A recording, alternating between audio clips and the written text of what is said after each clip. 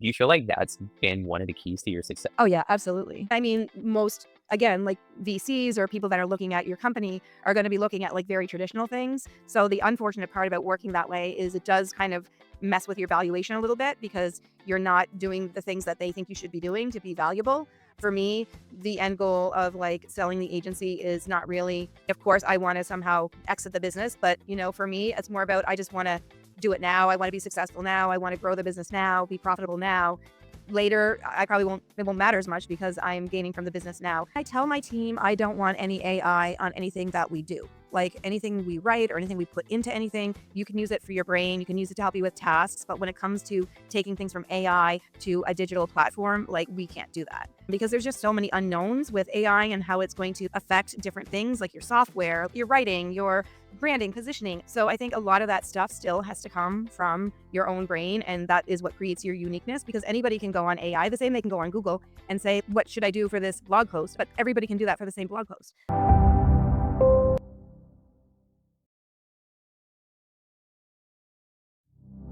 All right, guys. Today I'm joined by Lyza Miller, founder and CEO of Ladybugz Interactive, a Boston-based boutique agency using agile processes to scale early growth biotech, nonprofit, and legacy brands. Since relaunching in 2020, she's grown to a team of 19, earned multiple awards, including Horizon Communicator, Vega, and Web Excellence in Biotech Healthcare Design. Featured on the cover of Boston Business Journal and named a top women's owned agency by Clutch, Entrepreneur, and Business Insider. She's an advocate for women in business and brings a collaborative culture first ethos to her work. Lisa, welcome to the show. Hi, thanks for having me today. No problem at all. Happy to have you. Kind of swinging right out the gate for agency founders who've already passed, that first million in revenue. When you were scaling your agency, what was the one growth lever that made the biggest difference? And what do you feel like most founders overlook at that stage? For me, because I grew so fast, the only reason I was able to do that was because I had so many contacts that were freelancers. So I was able to scale up using freelancers that I knew and trusted. And luckily, because it was COVID, they weren't that busy. So I was just really able to pull people in, build teams, build a process. And so that's how I actually scaled to a million in like less than 2 years from zero. So I think, something that I think a lot of founders overlook is, first of all, just thinking of a traditional way to scale your business. People think you have to do it a certain way and that's the only way to do it and you have to stay doing it. So like I am agile all the way, like not just in terms of like having the perfect agile process, but just always being looking at the process, iterating the process and changing the process as you need to change it. So some people just get so stuck in a way of doing something, and that is what really stunts your growth. That's interesting. Where did you learn at the agile methodology and how did you kind of start to incorporate that into your agency to be I mean, a lot of companies are using it on a sort of, not a full scale level, but it's also more of a mindset than a process. So, it is always looking at things and always iterating things from one step to the next. So, we have our own agile process, which might be different than somebody else's agile process. So, I think that I found working in agencies that there was too much work getting done in the beginning and then the end. And at the end, the client would be like, oh, I don't like this, or the project would go out of scope, or whatever it is. And we've been really able to fine tune the process enough that we have almost fixed pricing. So, which is really nice because, and if things do go out of scope, it's very clear they're out of scope and it's fine because, that you end up making more money. But for the most part, we're not going out of scope on our projects and not going out of time and budget. And the other part about Agile is that it's a lot more enjoyable. I think that being part of the process is for some people, it doesn't work because they don't want to be part of the process. They just want something done. But in our phase of clients that we have, they're really tied to their brand, whether they're founder, whether they're the CEO, whether even if they're the marketing director. But I would say most of our clients, probably 80% tend to be the founder or CEO. So their vision is so important. And if you can't really like bring their vision out of them, along the way, they're not going to be happy. And so we see a lot of clients coming to us and saying, we worked on this project, we're redoing it after 2 years. Like, you shouldn't have to redo it after 2 years unless you're going through some major change or a major growth. Because you can still iterate things, like we use sprints to do that. If people want to, reposition or do different things, we'll use like agile sprints. But for the most part, like, I think just having that ongoing way process, the ability to iterate without going out of scope, and really keeping that person involved so that at the end, they really feel heard. They really feel like their vision has, been created. You know them so well that anytime they decide to pull you in for something, you're already fully versed in their vision and their company and what they're trying to do. And I think that's really important because, so many people jump into these projects blindly, and you learn so much more during the agile process versus like just saying having like one design kickoff and going through iterative, like going through changes. Like, so these people are looking at things, they're able to say, okay, this was not really what I was thinking. And you can just pivot a little bit, but you can still keep going. So you don't slow down. So I love it. I mean, we've done really well with it. We've even had like other people adopt it that we know and stuff like that. And I just think it's a great philosophy because we do always need to be changing. This world is changing every day. So if you are not changing like with the times, you're not going to be able to survive in this future of where we are in marketing and agency space. Especially with the technology that's happening. We were chatting about AI briefly, and it's just really insane what's going on there. So yeah, that makes Oh, absolute insane. sense. So There's parts of for it I love. So, when there's yeah, yeah, like anything. So for multi seven-figure agency owners that are listening, what has been your most reliable source of business, new business as you've grown, and how has it evolved, since you kind of scaled past the early traction stage? I mean, it's pretty incredible, like, how we grew because we grew from nothing because I was at another agency, so I, obviously had a no compete and no solicit, like, that sort of thing, and that was fine, and so I just had to start all over, and I think one thing that I will say really helped me was the relationships that I built like, at my previous agencies because I had Ladybugz before I merged my agency with another agency. So those relationships were the things that really saved me. And another thing that I did that a lot of agencies weren't doing is I was doing my own marketing like 10 years ago. Like, agencies have just started to market themselves in the last 5 years. So I've always been a marketer. Like, even when social media first started, we got a lot of traction there, and using social media to keep those relationships alive. So people that I had met in my previous agency that maybe I had a sales call with, and then they were following me on LinkedIn and they found out I went out on my own, and I had people approach me. Like, I wasn't even really looking for those people. I was more trying to get people other ways. So that's how I got some of my biggest clients. And most of my clients are still with me from the beginning that I got back then.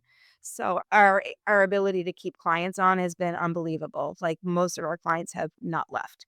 I'd say we have like a 90% rate of keeping people here, especially in marketing. Like, people are always changing. So that trust, that is one way that we get a lot of clients word of mouth. And then we've also built our reputation in the biotech space. So we do get a lot of biotech referrals. So, for example, I'm in some women's biotech groups with some CEOs, and they all know me. So if they need something, they just call me. So those are probably the two main ways. And then obviously, we do get some SEO inquiries and stuff like that. So that's another way that we get business. And that's worked really well for us. And that problem with doing that is that's what your competitors see and go after. Like, they start seeing you're Mm, doing these projects, you're doing, and you become a target for people to go after the same business you're going after. And that's the other reason why you always have to stay ahead is because people can copy you, but they can't innovate you. You were the one that came up with those ideas. You were the one that's innovating the space, and people are just following you. So you always have to be an innovator in this space, I think. Otherwise, you're just trailing along, like picking up breadcrumbs from other people. So, yeah. Thanks for sharing. I know there were a lot of little nuggets in there. And you mentioned that you started doing your own marketing 10 Mhm, years ago. mhm. And when you think about that in the day, like in today's day and age, So many agencies are trying to market themselves, but they're not leveraging a lot of the tools that they use for their clients. What are your thoughts on that? Like, have you explored paid ads for the agency on the growth side, or is it more of relationship? So I think it's both. So I do think it's both. Marketing has probably been our number one, like, our own marketing. But, relationships have a higher, like, close rate. So usually if you get a lead, you're closing it from someone. So that's what's so nice about that business. So yeah, that's what I would say. And then, in terms of using your own tools, I mean, I always use my tools first because I'm my first experiment. So, a lot of the people that are coming to me are early growth businesses or they're looking for growth from a different place than say they were a year ago. And so that's what I've had to do for myself. So I think doing it for myself has allowed me to do a better job for my clients. So I always think you need to like walk the walk and talk the talk. Like people always say, like, are you great at like biotech storytelling? Like, oh yeah, I'm great. But if I can't show you anything, you're taking a chance on just believing me. And the thing is, people will take a chance on you, but people that don't know you are not going to take a chance on you. So you really have to walk the walk, not just talk the talk, and you have to be able to show it. And so like a lot of people will say, how they found us. So, they know we're doing our marketing, and lots of people don't do basic things that people have been doing for years, like newsletters and different. And I know newsletters are not like a huge driver of new business, but they are a driver of loyalty and just keeping, in touch with your clients.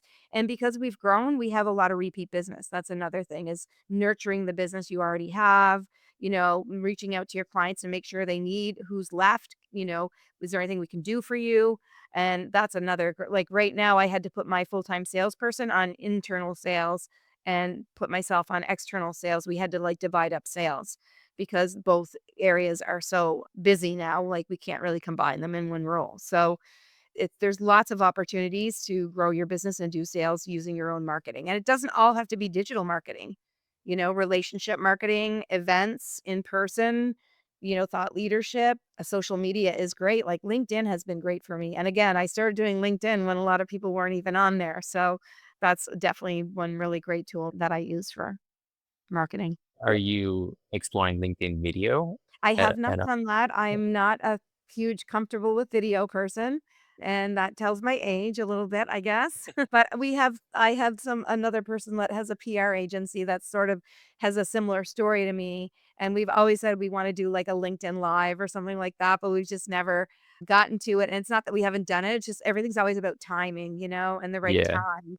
And so, I figure when the time is right, that opportunity will present itself because that's sort of how I roll. Yeah. What close to me comes to me. So, yeah, that's a whole other conversation. So, Lisa, you mentioned a salesperson, and I Mhm, think that with a lot of agencies, there's that awkward stage where revenue's growing, but like mhm, fulfillment and sales are at capacity. So, mhm. for you, when you first started to hit that, multi six, seven figure threshold, at what range did you start to think like I need to bring in a salesperson to, to offload some of this responsibility, or was it way? It was pretty early on I hired a full-time salesperson.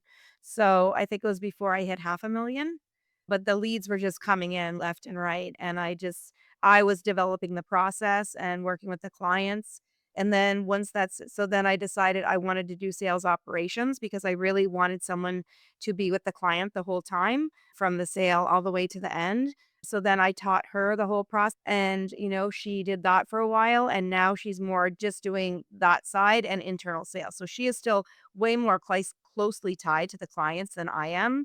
But I'm a good salesperson just because I've just always done sales. Like I wouldn't say like I have had sales training or anything like that. But people have all these different systems for sales and different things like that. And that's great. And I think there's a big difference between sales leads that are coming from a really reliable source versus like more like cold sales leads from, let's say, like generic SEO blog posts or ads or things like that. So I've always been able to like really nurture those more top of the funnel leads, or are they no bottom of the funnel leads. And so that's what I've been going after. I haven't been going after this nurturing type business. I've been going hard after the people that are like ready to make a decision, ready to do it now. And so getting those people is a little difficult, but if you can find them, it's great. But so now what I'm doing is I'm doing sales, and then eventually I will probably hire someone to take over sales again. But I wanted to jump in because every time I jump in, I get to try a different way of doing things because I think people in the company are not going to innovate it the same way I'm going to because I'm just so experienced. And I'm not saying I'm always right, but I'm always willing to take a risk and I'm willing to fail. So I don't think a lot of employees are like have that same attitude. So, like a year or two ago, I was realizing that pricing ended up being like a major decision factor for people, whereas like 3 or 4 years ago, pricing was not. So people were basically undercutting our pricing because we're very transparent with our pricing and everybody basically knows what we charge. So all people had to do was undercut our pricing. So there's things like that that you have to be like, okay, then how do I change my process so I can a little bit cut my pricing if I need to? Or how do I get people to invest in higher pricing? How do I differentiate myself so much? But when people are using your similar sales tactics, your similar your similar products, it's really hard to differentiate yourself. So again, that innovation and always trying to come up with new ways of doing things is huge. And so I'm working on some programs now that are hugely innovative, like in my new agency. So I've created another agency just for biotech. And so, that biotech agency is going to be offering something very different than what like Ladybugz offers. So it's exciting. It's fun. It makes it so much fun. We're like, what are you doing? Just trying to be successful. Yeah, it sounds like you've pivoted, you've merged, you've pivoted, you're innovating, you're launching new stuff. Do you feel like that's been one of the keys to your success? Oh, yeah, absolutely. Yeah, I think so. And I mean, most VCs or people that are looking at your company are going to be looking at like very traditional things. So the unfortunate part about working that way is it does kind of mess with your valuation a little bit because you're not doing the things that they think you should be doing to be valuable. But, for me, the end goal of like selling the agency is not really, I mean, of course, I want to somehow exit the business, but, for me, it's more about I just want to do it now. I want to be successful now. I want to grow the business now, be profitable now. Later, I probably won't it won't matter as much because I'm gaining from the business now. And I did that at my previous agency where it was like someday we'll get here and someday and it took didn't take risks that we should have took and that way I ended up not really getting what I wanted out of that, engagement. So I'm like, this time if I'm gonna do it, I'm gonna do it so that and I started using the profit first methodology too to help with profitability. So that really helped in the first few years. But then again, when you scale, it's hard because operations go up. It doesn't matter how much you try to do lean operations, which was something we were really trying to do. Eventually, your operations don't become lean as you Yeah. grow. So I have like a certain number I want to get to. I have a profitability percentage I want to get to and I wanna enjoy having an agency. I don't wanna have to say, "I wanna scale to be 10,000,000 because that I'm not in that part of my career. I'm in the part where I wanna enjoy it. I wanna create something awesome. I wanna share that with the people that have helped me grow and let them take that into the future. So, I guess I don't have the same goals maybe as a lot of agency owners. I mean, I think it's important that you've embraced like what you want and where you're at. Whereas so many of these young agency owners coming up, they're so focused on revenue and some of the vanity metrics, Mhm. and it kind of loses a little bit of soul. And I think clients can read that. Well, that's why I Um, love the boutique because you have these relationships with people. Like, I have a client that's a CEO out in California and of biotech, and he comes to town, he calls us, we go to dinner. We're going out there in September. We're gonna go hang out with him out there. Like, I could probably do that with like half of my clients. Just call them up and be like, "Hey, we should get together," and they respect me enough that they would get together with me. So that part is really important to me. And I think when you scale, you lose that and so if that's what's inspiring me and I try to scale too big, I will lose the one thing that makes me want to do this every day. That I do get to talk to these people, I do feel like, I get to be a part of the future of science. I get to be a part of the future of education. I get to be a part of the future of these businesses in Boston that are, family and legacy owned, and they're growing and they're scaling and they're trying to get out of their traditional ways and being a partner with that. I mean, that is just to me, they're people, they're not businesses, and that is the most exciting part, I guess, for me, and not all agency owners are that way, not that it's a better way, because some agency owners are way better at the work than me or way better at operations than me, so we all have our strengths, but my strength is that boutique size, that personal interaction, that agile process, and I can scale it too. I could scale it in a different way, like creating different pods and different stuff like that, and, who knows what I'll do, but that's I think you if you really truly love what you're doing and you have a really great purpose behind it, you'll figure it out on your own terms and you just can't be listening to all the voices around you. And maybe you don't listen to them and you make that mistake and you're like, I should have listened. But you have to it's like your life and your relationships. Like you're always learning and learning from those lessons and building upon what you've learned. And, now that I'm like middle aged, big 5-0, it's like I have still so much to learn, which is kinda crazy. My daughter's like, "Why are you so patient?" I'm like, "Because I wasn't patient for the last 40 years." I've learned patience. That's awesome. And so for you, it sounds like so many times, Lisa, you've mentioned innovation, taking risks, and staying true to yourself. So in order to remain at this highest level of, boutique agency space, how are you leveraging AI and some of the new technology that's constantly evolving and coming into play? Yeah, I mean, I tell my team I don't want any AI on anything that we do. Like anything we write or anything we put into anything, you can use it for your brain, you can use it to help you with tasks, but when it comes to taking things from AI to a digital platform, like we can't do that. Because there's just so many unknowns with AI and how it's going to like affect different things like your software, like your writing, your branding, positioning, and, like so I think a lot of that stuff still has to come from your own brain, and that is what creates your uniqueness because anybody can go on AI the same they can go on Google and say, like, "What should I do for this blog post?" I mean, but everybody can do that for the same blog post. So it's like you still have to be more innovative than AI, which is crazy. So I think that's what but the great way to use it is, like, things like meetings and AI note takers and you can review things really easily. You can, you can like write things that you need. Let's say you're making documentation or you're making documentation for a client and you're doing it, let's say you're doing it for free. You can at least just talk to the AI and you can build things that way and send it to the client. So there are definitely ways to use it efficiently. And so we're trying to use it in those ways as much as we can, but we're still not letting it take away our own innovation, that we try to be creative and think outside the box and do our own research and different stuff like that. Yeah, we spoke about this earlier about the authenticity piece, and Mhm, it's hard. Like it's very clear that you have a soul behind your work and that you've instilled that into your team. mhm. And does AI have a soul? Does it have the emotion? Does it care the way that you guys care? And I think humans in general, can sense when something's been created by AI and not.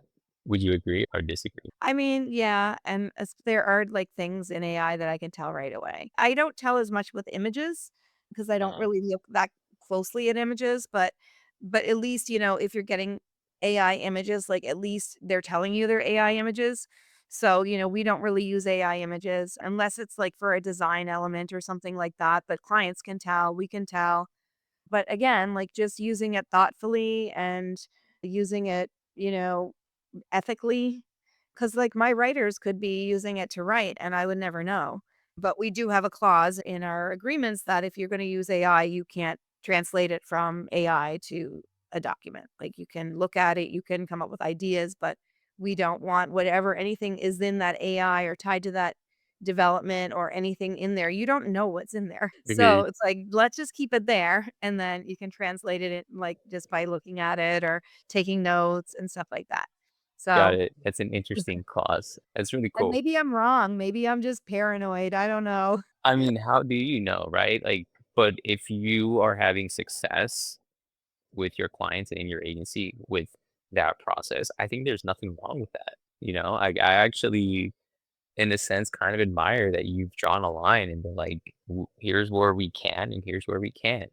Let's continue to stay true and authentic with the content that we're producing for our Mhm. clients. Like, I think that's cool. I can appreciate that, Lisa. The clients aren't paying us to talk into AI and do something in an hour that, we are value based, but still, like, that's not what they're paying us for. Yeah, I hear you. So, wrapping up here, if you could give one piece of advice to other agency owners trying to get to that million, multiple million mark in revenue, Mhm. what would it be? I mean, I think that you have to focus on if you really want to get to that revenue point and you're not caring about profit, is just to obviously, take on the work that's going to grow you the fastest. So either take on work that has retainers tied to it so that, other years you can continue to scale your retainer business. Just also like just staying really close with your clients because like the last couple of years have been slower, like not this year, but like the last 2 before that, and it's the current clients that we already had that kept us growing and kept us going and, inspired us and that we got to learn from. So just staying really close to your business. A lot of people say like the owners need to get out and like maybe eventually you do, but if while you're scaling, you need to be highly involved with everything and make sure that you have your vision and your goals and everything that you wanna accomplish and plan it and just do it. So, that's what I would say. I think the biggest roadblock for most agencies is definitely sales and revenue. So, you have to develop your own lead generating system, whatever that is, and your own niche and all the good stuff that is really gonna differentiate you from your competitors and make people wanna hire you over somebody else. If you end up being kind of a generalist, I mean, not that you can't be successful being a generalist and doing all different kinds of businesses, but, it is probably better to focus on, dominating a few different industries and That makes sense. Thanks for sharing, Lisa. Where can people find you, whether it's prospective clients or other agency owners Mhm. that just want to chat? Yeah, no, the best place to find me is on LinkedIn. So, and I'm just Lisa Preneur. I don't know how I got that nickname, but that's where you'll find me. Lisapreneur.